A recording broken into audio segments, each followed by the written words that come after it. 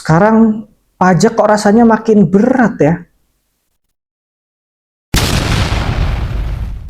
Hari ini pajak emang rasanya makin berat, tapi akan makin berat lagi kalau kamu belum subscribe channel ini.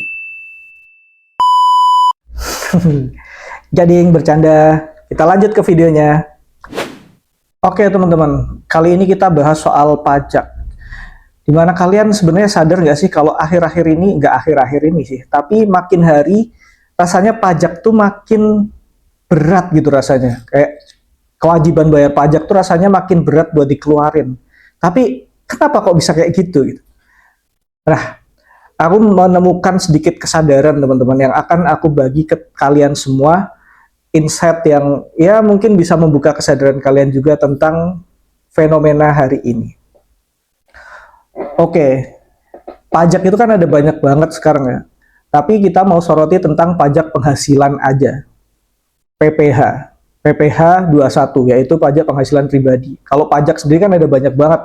Ada pajak bumi dan bangunan, pajak penghasilan perusahaan, pajak pertambahan nilai, dan pajak-pajak lain yang kayaknya sekarang makin variatif deh. Makin banyak banget variasinya.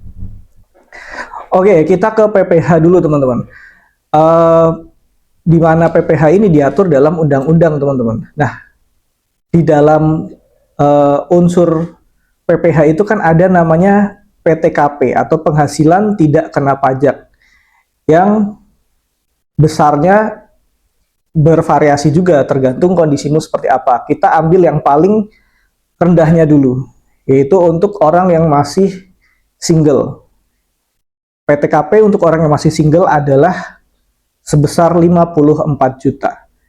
Nah, tapi peraturan ini mulai berlaku dari kapan sih dan bagaimana track record-nya? Mari kita bahas dulu mulai dari track record PPH. Oke teman-teman, kemarin tuh aku punya keresahan sebenarnya PPH ini mulai berlaku dari kapan sih? 54 juta ini berlaku dari kapan? Nah, kemudian aku track gitu, ternyata PPH 2154 juta, PTKP 54 juta ini berlaku mulai dari tahun 2016. Dan aku coba lihat sebenarnya angka ini tuh pernah ada perubahan nggak sih? Aku track ke belakang dan dapatlah data seperti ini teman-teman.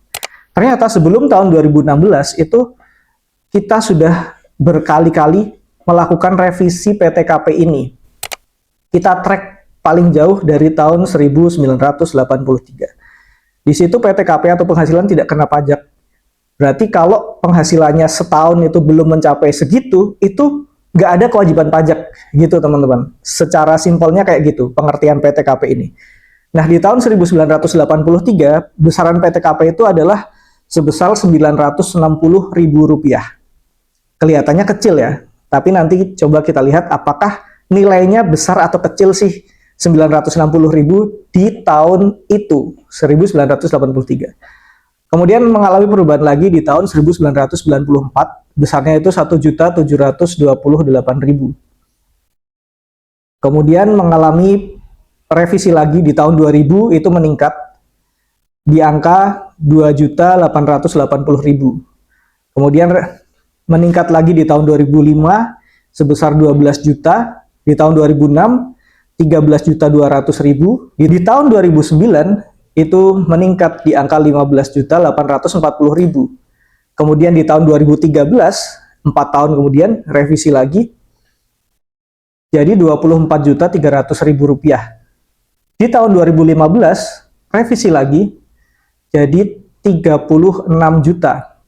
Dan setahun kemudian di tahun 2016 itu meningkat jadi 54 juta dan tidak pernah berubah sampai hari ini. Di tahun 2025 ini masih dengan angka yang sama, yaitu 54 juta rupiah. Jadi kita bisa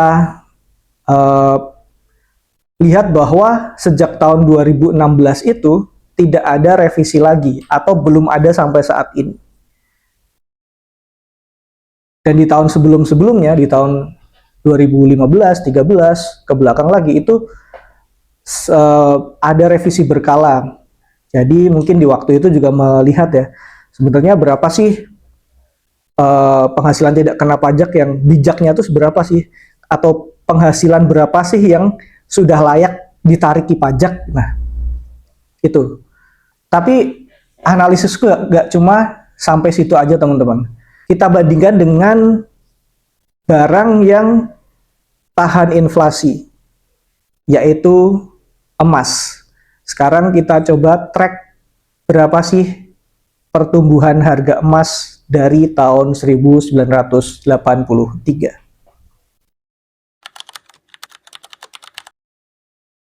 Oke teman-teman, jadi di sini aku mau coba tarik inflasi itu seberapa besar sih dengan cara membandingkan harga barang yang paling tahan inflasi yang kita kenal dengan emas. Itu adalah emiten atau sesuatu yang paling tahan inflasi teman-teman, atau dia itu bergerak sama dengan pertumbuhan inflasi, real inflasi ya teman-teman, bukan hanya inflasi terhadap dolar, tapi real inflasi di dunia nyata. Nah, aku coba track harga emas dari tahun 1983 dan aku dapatkan pertumbuhan harganya seperti ini teman-teman. Di tahun 1983 emas per gram itu ternyata harganya adalah Rp12.400 per gram. Kemudian di tahun 1994 harganya naik jadi Rp25.000. Di tahun 2000 naik jadi Rp72.000. Tahun 2005 itu naik jadi Rp150.000. Di tahun 2006 naik menjadi Rp200.000. Tahun 2009 naik jadi Rp365.000. Tahun 2013 naik menjadi Rp527.000. Di tahun 2015 naik jadi Rp550.000. Di tahun 2016 naik jadi Rp580.000. Di tahun 2018 naik jadi Rp681.000. Di tahun 2020 naik jadi Rp1.054.000. Di tahun 2023 naik jadi Rp1.145.000. Dan di tahun ini 2025 kita pakai acuan yang emas rata-rata tertinggi itu di angka Rp1.916.000. Jadi tahun ini harga emas yang beredar, emas murni 24 karat itu per gramnya untuk variasi emas antam itu ada di angka Rp1.916.000. Jadi kelihatan kan teman-teman bahkan bahwa setiap tahun itu emas mengalami kenaikan harga. Nah, terus buat apa data emas ini? Oke, kita akan coba bandingkan nilai PTKP tadi, pertumbuhan PTKP yang dari 2016 nggak pernah berubah, ternyata inflasi tetap jalan gitu kan. Kita coba bandingkan harga emas dengan nilai PTKP dari tahun ke tahun. Oke teman-teman, sekarang coba kita hitung nilai rupiah atau nilai uang dari tahun ke tahun menggunakan perbandingan nilai emas.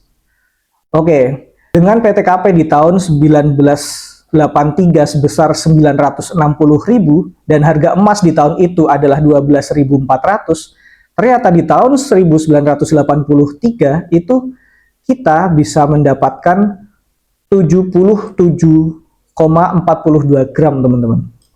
Bisa dapat 77,42 gram emas. Jadi bisa kita simpulkan bahwa orang yang punya penghasilan setahun itu bisa bernilai 77 gram emas itu baru boleh ditariki pajak, baru wajib ditariki pajak gitu. Jadi kalau masih kurang dari itu, akumulasi selama setahun masih kurang dari itu, nah itu belum wajib pajak teman-teman. Oke, terus kita coba lihat lagi wajib pajak dari tahun ke tahun dari tahun 1983 tadi ya teman-teman, dengan menggunakan perbandingan harga emas. Jadi nilai PTKP, nominal PTKP kita bandingkan dengan nilai emas. Terus dapat berapa gram sih kira-kira kekayaan orang yang wajib pajak dari tahun ke tahun. Oke, dari tahun 1983 itu kekayaannya 77,42 gram. Ini maksudnya kalau penghasilan selama setahun itu dikumpulkan itu bisa dapat 77,42 gram. Terus di tahun 1994 itu 69,12 gram, di tahun 2000 40 gram, 2005 itu setara dengan 80 gram, 2006 setara dengan 66 gram, 2009 itu 43,4 gram, 2013 46,11 gram, 2015 65 gram, 2016 ini titik tertingginya, di mana tadi setelah itu terus belum ada revisi lagi, nilai PTKP sebesar 54 juta rupiah itu ternyata di tahun 2016 54 juta di tahun itu setara dengan 93 gram emas. Kemudian dari tahun itu tidak pernah direvisi lagi nilai PTKP-nya. Nah, tapi inflasi kan terus jalan ya teman-teman. Ternyata di 2018 54 juta itu baru dapat 79 gram emas. Kemudian di 2020 turun lagi jadi 51 gram, 2023 turun lagi jadi 47 gram, dan tahun ini 2025 PTKP kita hanya senilai 28 gram emas, teman-teman. Jadi di sini jadi kejawab, kenapa sih kok pajak sekarang rasanya makin berat ya? Ternyata karena di tahun ini penghasilan yang setara hanya 28 gram emas itu udah ditarikin pajak, teman-teman. Sedangkan di tahun 2016 waktu munculnya PTKP 54 juta ini, orang baru setara 93 gram emas baru wajib ditariki pajak. Kalau masih kurang dari itu belum wajib pajak, teman-teman. Nah, kalau kita pakai parameter di 2016 itu 54 juta atau setara dengan 93 gram emas, harusnya di tahun ini dengan inflasi yang terus naik, dengan harga emas sekarang per gramnya adalah Rp1.900.000, harusnya nilai PTKP di tahun ini itu kalau disetarakan dengan 2016 itu nilainya harusnya di angka 180 juta lebih gitu, teman-teman. Jadi penghasilan dengan akumulasi 180 juta per tahun baru wajib pajak. Kalau kurang dari itu harusnya belum wajib pajak dong. Itu. Jadi kenapa sih kok rasanya makin berat? Karena kalau nilai penghasilanmu sekarang kita tarik di 2016, harusnya kamu belum wajib pajak. Tapi karena nilai inflasi terus naik, sedangkan PTKP ini tidak diiringi dengan kenaikan, makanya rasanya makin berat. Itu baru PPH, teman-teman. Baru PPH pribadi. Belum kalau PPH perusahaan yang nilainya 4,9 M gitu. Itu di tahun kapan gitu. Kalau ditarik sekarang, coba dikonversi dengan emas, ya harusnya lebih tinggi lagi dong nilai tidak kena pajaknya. Nah, itu baru itu. Belum lagi PBB, belum lagi PPN, belum lagi pajak-pajak yang lain kayak gitu. Ini baru PPH pasal 21 aja atau pajak penghasilan pribadi.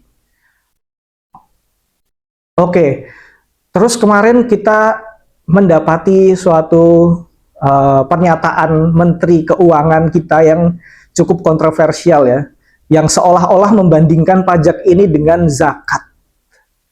Oke, mari kita coba lihat kalau zakat kayak gimana sih.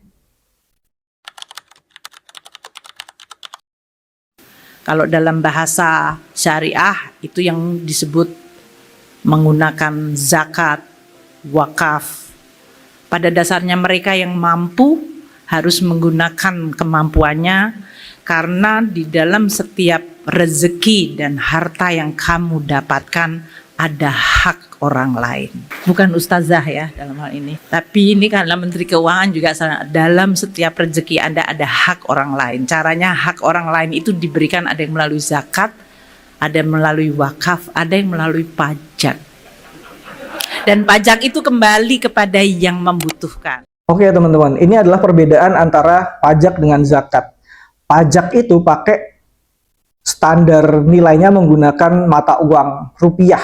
Sedangkan zakat, kalau kita merujuk pada zakat harta, zakat mal dengan konversi emas, dari 1400 tahun yang lalu pun nilainya tidak pernah berubah. Nilainya tetap, yaitu ada nisab dan haulnya. Nisab itu atau batas minimal orang yang wajib zakat itu adalah 85 gram emas. 85 gram emas dan ada haulnya atau harus dimiliki selama setahun. Jadi selama setahun itu harus dimiliki, tidak diperjualbelikan atau yaitu menetaplah di situ. menjadi kepemilikanmu selama setahun, baru kemudian ada kewajiban zakat. Dan nilainya tidak pernah berubah dari 1400 tahun yang lalu karena menggunakan parameter yang sangat tahan inflasi, yaitu emas. Oke, sekarang coba kita konversi 85 gram emas ini kalau dirupiahkan dari tahun 1983. Oke, ini adalah nilai nisab zakat dari tahun ke tahun. Jadi di tahun 1983 itu orang yang wajib zakat itu harus punya kepemilikan harta sebesar 1.054.000. Karena ini setara dengan 85 gram emas di tahun itu. Di tahun 1994 nilainya naik lagi jadi 2.125.000. Di tahun 2000 naik jadi 6.120.000. Di tahun 2005 naik jadi 12.750.000. Di tahun 2006 naik jadi 17 juta. 2009 naik jadi 31 juta. 2013 naik jadi 44.700.000. 2015 naik jadi 46 juta.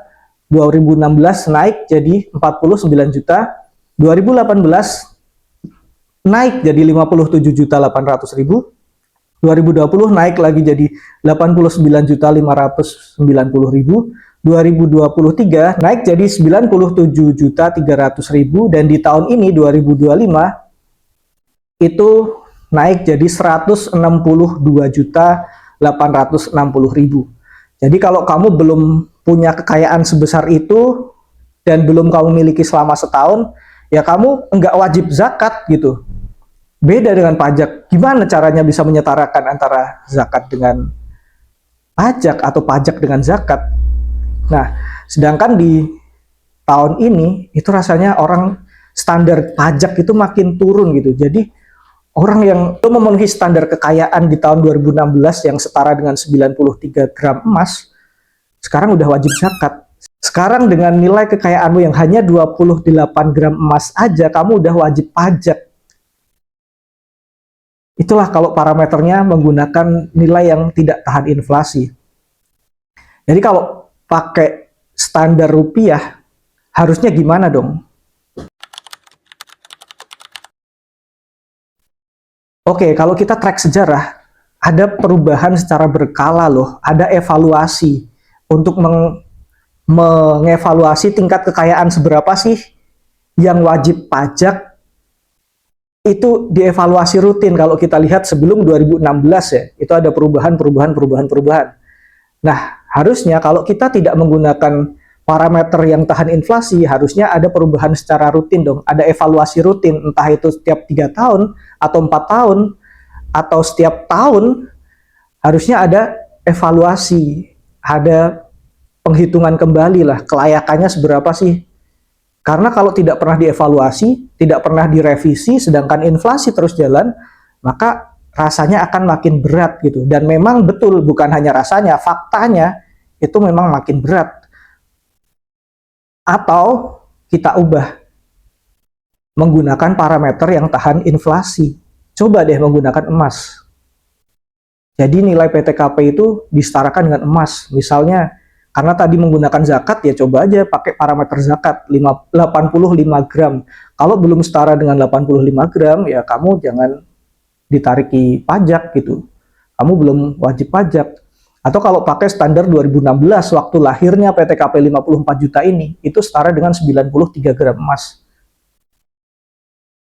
Kalau kita pakai itu, ya maka akan lebih adil, maka akan lebih real dengan nilai kekayaan yang terkunci. Karena kalau kayak gini, ya semakin nanti, semakin ke depan, maka orang-orang miskin pun juga akan wajib pajak, akan ditariki pajak gitu. Karena nilai valuasinya itu terus turun, teman-teman. Valuasi rupiah, valuasi mata uang itu akan terus turun mengikuti inflasi. Tapi cobalah gunakan penyetaraan gitu. Lakukan evaluasi yang berkala atau gunakan parameter yang tahan inflasi. Oke, jadi itulah kenapa kok pajak rasanya hari ini makin berat ya. Karena memang makin berat. Pertama, nggak pernah ada revisi lagi, tidak hitung ulang lagi kelayakan pajak. Kemudian yang kedua, dia tidak tahan inflasi. Parameter yang digunakan tidak tahan inflasi. Oke teman-teman, semoga video ini bisa membuka sedikit kesadaran teman-teman semua. Dan harapannya pemangku kebijakan juga sadar ini gitu, biar nggak makin memberatkan masyarakat. Dan kalau kamu suatu saat nanti jadi pemangku kebijakan itu, ya buatlah kebijakan yang bijak. Karena apapun kebijakan yang kamu keluarkan sekarang, tentu akan dimintai pertanggungjawaban di hari akhir nanti. Jangan lupa like, komen, dan subscribe. Dan share juga video ini, biar makin banyak yang sadar. Thank you dan nonton. Sampai jumpa di video selanjutnya. Wassalamualaikum warahmatullahi wabarakatuh.